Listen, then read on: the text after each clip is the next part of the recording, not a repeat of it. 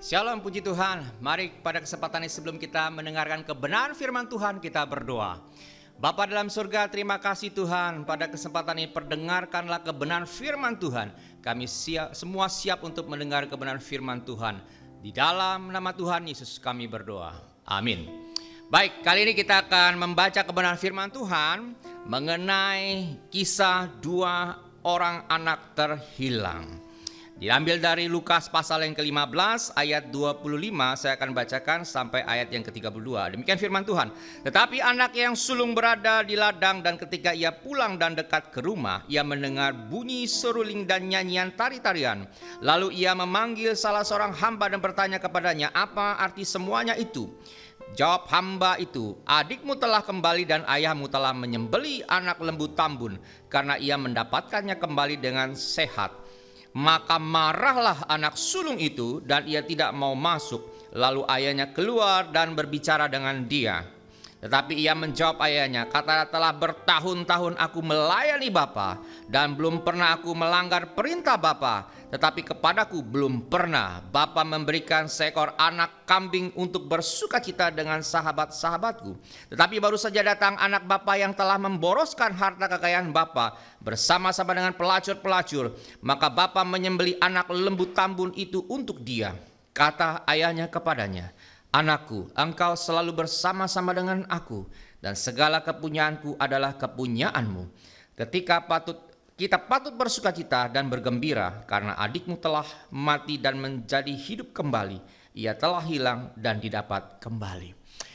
Baik, yang menarik adalah kita sudah mendengarkan firman Tuhan ini berkali-kali sepanjang tahun. Tapi hari ini mari tidak banyak kita melihat orang mengupas anak yang hilang, kisah tentang anak yang hilang. Ini kita hanya selalu bicara tentang si bungsu, tapi kita tidak pernah memperhatikan kisah si sulung.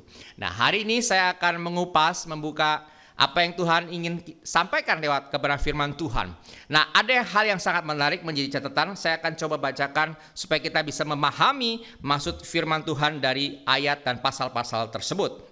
Yang menarik adalah anak yang bungsu itu hilang dalam hiruk pikuk pesta pora. Hilang di dalam pelampiasan hawa nafsu pesta pora bersama dengan teman-teman dan sahabatnya. Dan itu yang terjadi. Sementara yang satu, si sulung, itu justru hilang di ladang ayahnya. Dia tetap ada di rumah, dekat dengan ayahnya, tapi justru juga ikut terhilang. Dia sibuk bekerja keras. Dia membuktikan diri sebagai anak yang berbakti. Di dalam ayat yang ke-25, ke-26, ke-27, dia menyatakan bahwa dia anak yang berbakti kepada orang tua. Dia bekerja begitu keras, tapi dia berkomplain kepada orang tuanya bahwa dia tidak pernah diberikan sukacita. Bahkan memotong anak kambing saja tidak pernah untuk berfoya-foya dengan sahabat-sahabatnya. Itu kondisi yang terjadi. Lalu yang menarik adalah anak yang kedua itu tersesat akibat perbuatannya sendiri. Sehingga ia jatuh miskin, lalu dia kesepian, lalu dia kelaparan, menderita secara jasmani. Oleh karena itu kita bisa melihat yang anak pertama justru terbalik. Bahwa di dalam pandangan dia sendiri, dia memiliki pribadi bahwa dia sangat berbeda dengan sifat dan tabiat karakter bapaknya. Sekalipun dia begitu dekat, tinggal satu rumah, satu atap. Tapi ternyata hubungan intim antara anak dengan ayah tidak terjalin dengan baik. Itu dua kondisi yang kita melihat satu garis kesimpulan yang sama, bahwa kedua anak ini, baik si sulung, baik si bungsu, keduanya juga terhilang.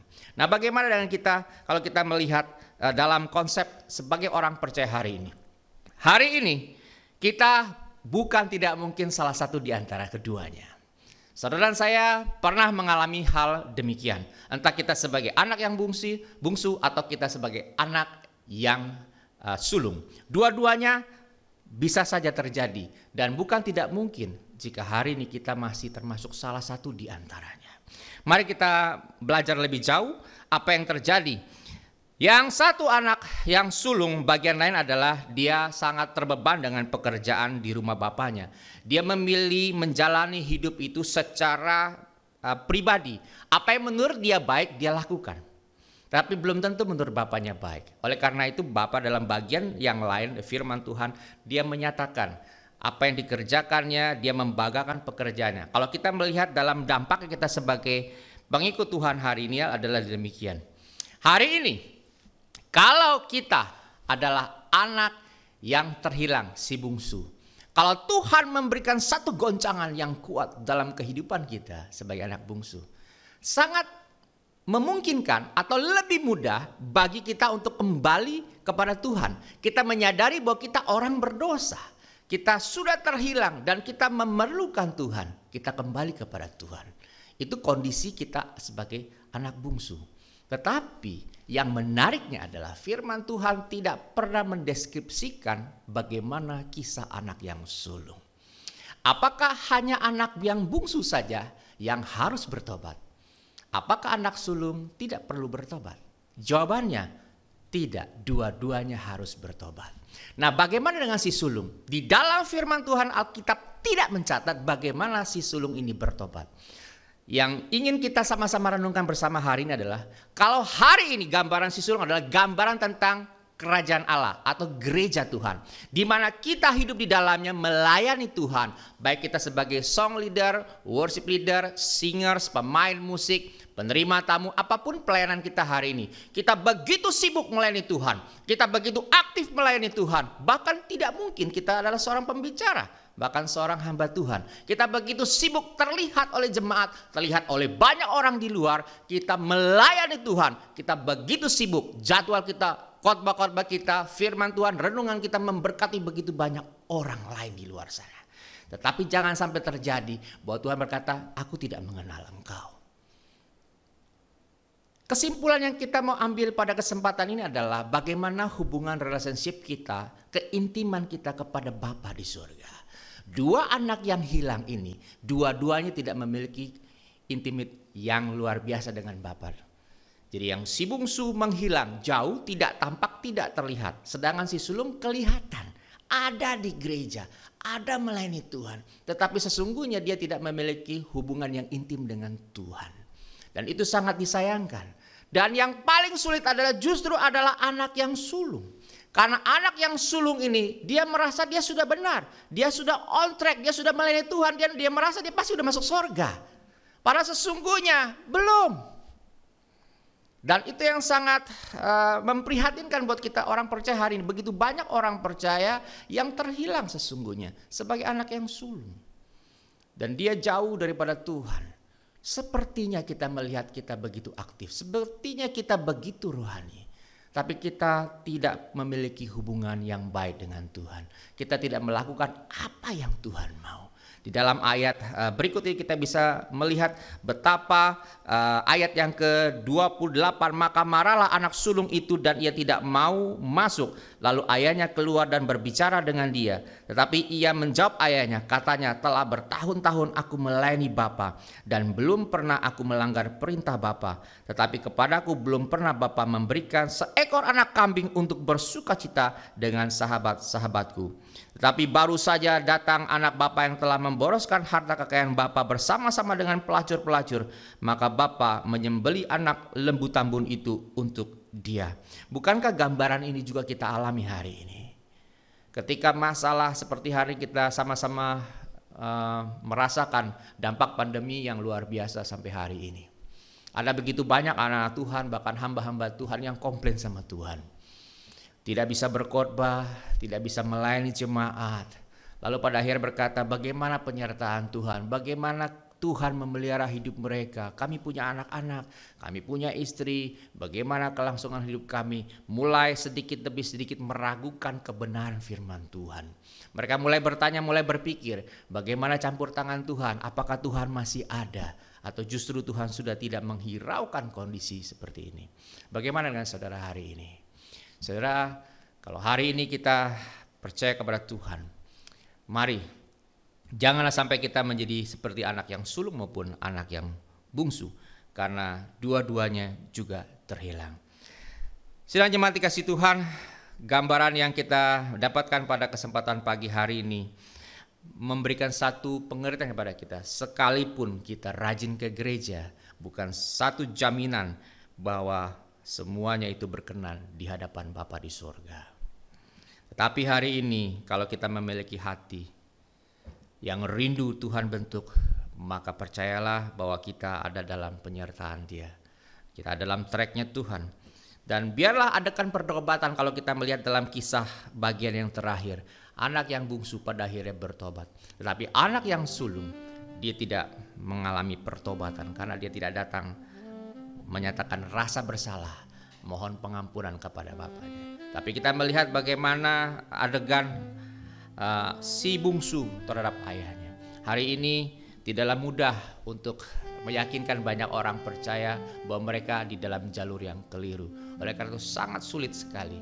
Hanya kebenaran firman Tuhan dan Roh Kudus yang mampu memberikan kepada kita pencerahan, membuat kita menjadi sadar bahwa kita perlu Tuhan. Engkau dan saya hari ini perlu Tuhan.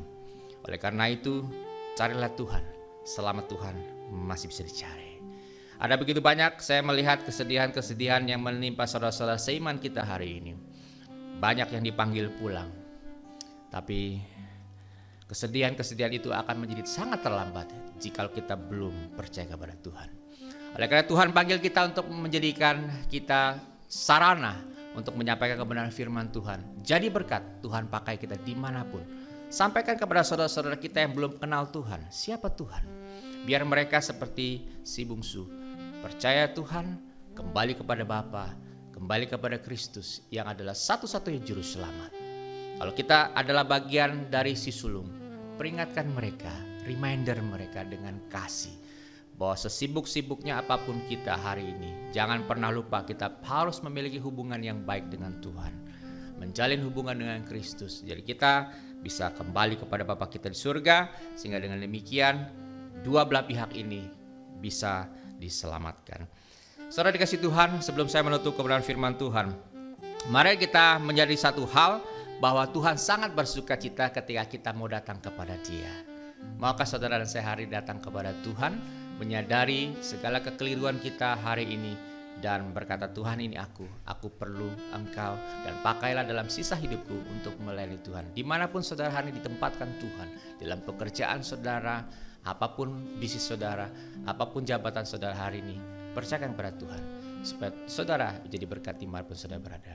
Tuhan Yesus memberkati dimanapun kita berada, dan biarlah kisah dari dua anak yang terhilang ini menjadikan satu momen untuk kita mendekatkan diri kita kepada Tuhan di masa-masa yang sukar ini. Tuhan Yesus memberkati saudara. Mari kita berdoa.